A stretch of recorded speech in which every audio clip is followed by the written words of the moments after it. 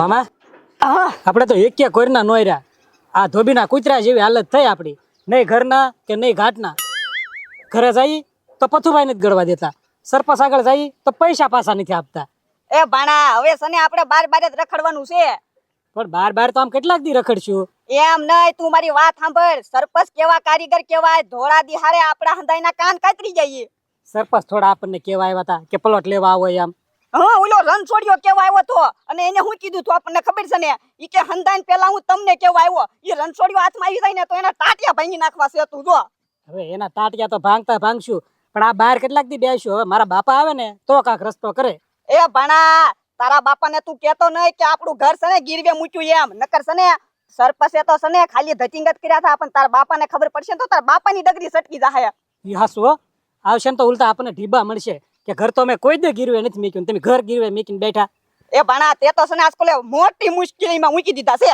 હવે જે થાય મારા બાપા આવે છે જો કાંઈ કહેતા નહીં એને હમણાં હું નહીં કહું તું નો કેતો હા હું બે દી ઘરે નહોતો મને ચિંતા થાય છે રાજ્યની અને રોકડની હવે અહીં ખાધું છે કે હું કરતા છે આવા દે પેલા ઘરે એ અહીંયા આવો તો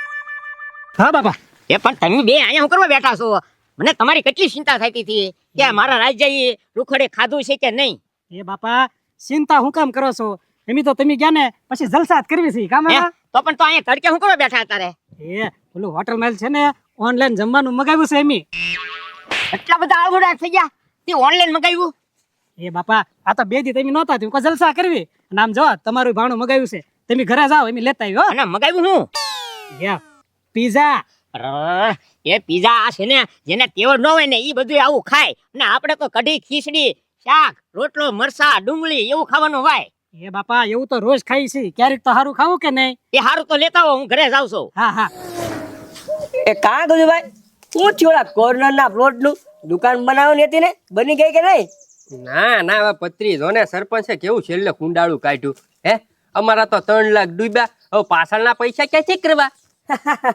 આ ઈ વાત છે તો હું કરે મારા બાપા અફસોસ ખોટું બાનું દેવાઈ ગયું આવી તો ખબર નહોતી હવે ઉપલા પૈસા ક્યાંથી કાઢવા મારા બાપા તો ખાતાય નથી એ ગજુભાઈ મારા બાપા દોડા દોડી કરે પૈસા ભેગા કરવા હાટું પણ એમ થોડું થાય એ ગજુભાઈ હું તો કાંઈ ટેન્શન લેતો જ નથી મારા થોડા પૈસા ગયા મારા બાપા ના ગયા આ તે કીધું તું તે ને હે હજી તો ઓલા રણછોડે આવીને કીધું ત્યાં તો ધોળવા મળ્યો એ ગજુભાઈ હું જેમ દોડીને ગયો ને એમ જ મારા બાપા દોડીને ગયા પ્લોટ લેવા આ તો તે જ હલવાડ્યા તાર બાપા લે એ તો હાલે હવે એ તો કાંઈક કરશું તો આપણું તો ઘોળ્યું ગયું હે પત્રી ઓલા પથ્થુભાઈ નું ભૂખડ કાકા છોકરાનું ને એનું ઊંચ્યું છે એને લાખ આપ્યા સાચી વાત જો કેમ સરપંચ સારું ને એ રણછોડ હવે તો હે ને જલસા જ છે આપણે ઉપાધિ તો ઓલા બધાને છે લાખ રૂપિયા બાનું બધાને લઈ લીધું ઉપાધિ હવે એ બધાને છે આપણે કાંઈ છે નહીં તો પછી આ વેકેશન હાલે છે કાંઈક રાજી તો કરો વાહ રણછોડ વાહ રાજી કરી દો એમાં હું તે મારું એટલું બધું કામ કર્યું તને થોડો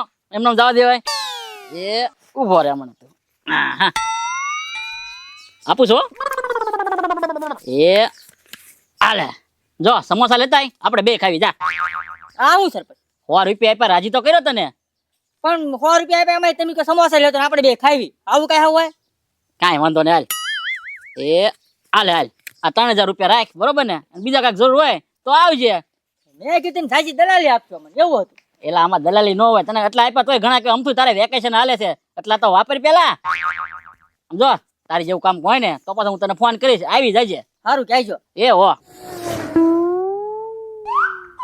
એ પથુભાઈ કેમ મારા ઘરે આવીને હુતા છો કઈ હું પોલીસ વાળાની ફી છે તમારે એ ભૂખડ મારે છે ને કોઈની ભી નથી અને હું છે ને મારા મકાનમાં ધૂતો છું કોઈ બીજાના મકાનમાં ન ધૂતો એ પથુભાઈ તમે સરપંચ ને વાલકાને પૂછો કે આ મકાન કોનું છે આ મકાન મારું છે આ પતરા મારા છે આ પેટી મારી છે આ મકાન મારું છે એ ભૂખડ મારે છે ને કોઈને પૂછવાની જરૂર નથી આ મકાન છે ને મારું જ છે એ પથુ હવે સાનો મનો નીકળ હવે અને આ મકાન મારું છે નકર છે ને આ બે ઝાપટ ચડી જાય ને તો હરખાઈ નહીં રે આ તો હું તને શાંતિથી સમજાવું છું હાલ ઓય બાપા તુકાને કોને બોલાવે છે કોનો કાખલો પકડેસ તું એ તારા છોકરાને પૂછજો લાખ રૂપિયામાં મકાન છે ને મને ગીરવે આપી દીધું છે એને લાખ રૂપિયામાં ગીરવે આપી દીધું તો સોયુભાઈ મેં એટલી મુસીબત વેઠી પણ મેં કોઈ દી મકાન ગીરવે નથી મૂક્યું. એ એકલો હું બળબડ કરે છો. આમ જો લાખ રૂપિયાની ફળ થાય ને પછી ત્યાં આવજે ત્યાં સુધી છે ને ઓય બાપા આ મકાનમાં પગ નો મૂકતો ને ત્યાં સુધી આ મકાન છે ને મારું ગણાય. આ, સમજો? એ, મને પેલા ઓલા બે ને ગોતવા દે. નીકળ નીકળ. ઓય બાપા ખાલી જ મેળા છે તે. પાપા મેં તો ખાઈ લીધું છે, હવે તમે ખાઈ લો હાલો.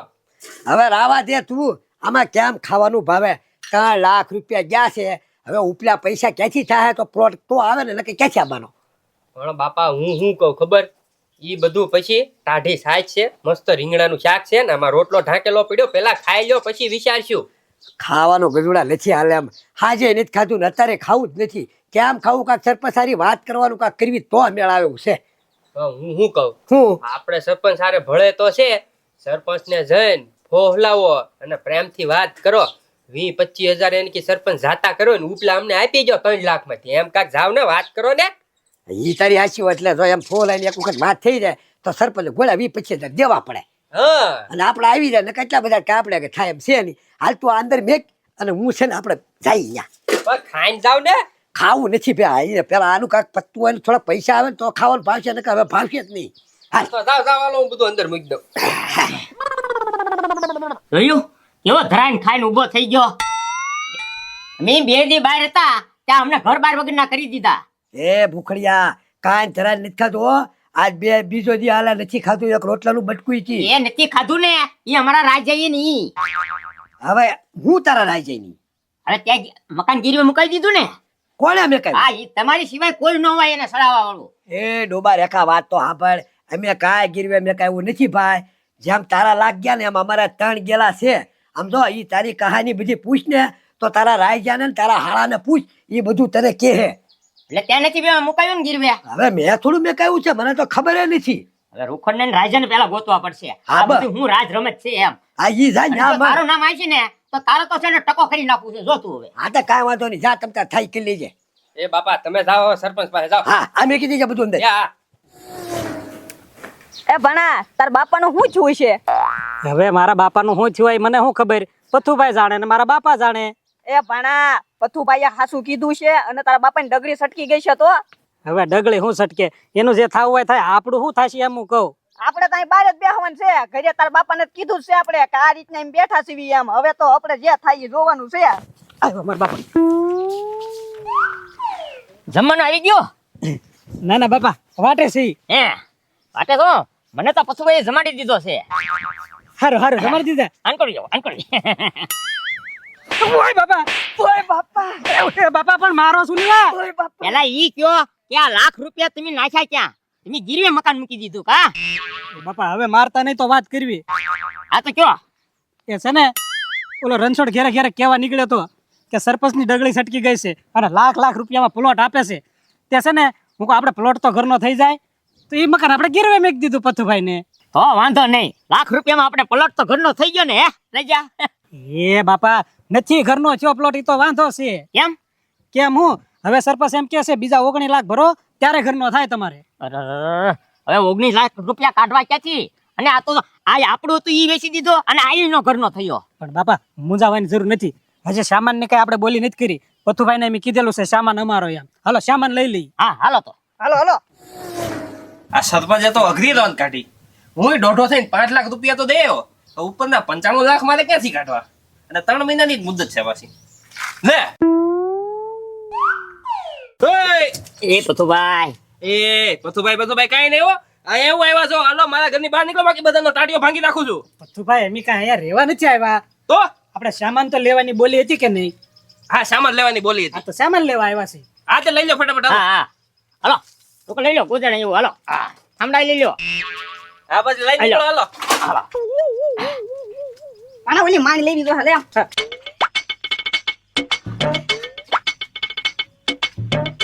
હાલો લઈ લો. મત માટું જોવો છો, નીકળો હાલો. અરે ભાઈ તમે ઊભા થાવ તારે એમ નીકળવી ને. કેમ આ ખાટલો લઈ જવાનો છે. એવું છે? હા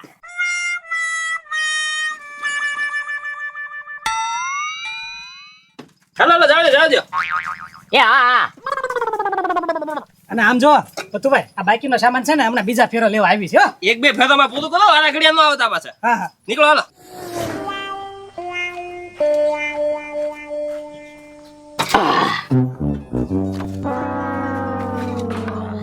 રાજા હા હવે નાખો અહીંયા ધામ આવે સરપંચ આવવાના જ છે ને ક્યાં જવાના બેહો બેહો બનાવી તમ તારે અરે હવે બેહવું નથી હોવું છે હવે તો તો પણ આરામ કરો તમ તારે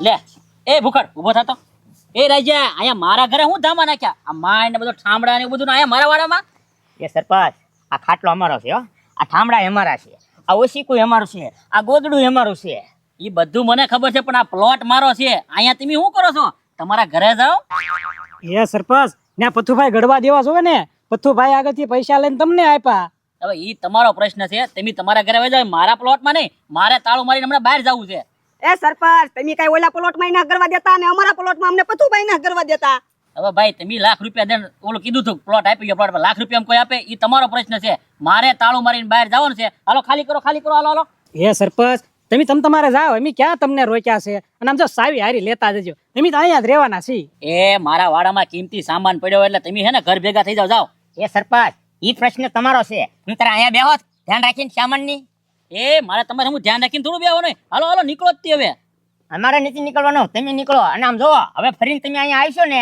એટલે અમે ત્રણે અમારી લાશ અહીંયા ટીંગાતી છે અને આમ જો પછી અમારી વિધિ તમારે જ કરી નાખવાની કેમ કે હવે પછી અમારી વાંહે કોઈ છે નહીં એ રાજા તમારી વિધિ હું થોડો કરું તમે મરી જાઓ તો વિધિ મારે કરવી પડશે અને મને પોલીસ સ્ટેશને લઈ જાય એમ કરો રાજા તમારે જવાનું હું લેવું એ કયો ને સરપંચ જે લાખ રૂપિયા તમને આપ્યા છે એ અમને આપી દો એટલે અમે અમારા ઘરે તો લાખ રૂપિયા આપું પણ વયા જાઓ ને અહીંયા નહીં રોકાવ ને નહીં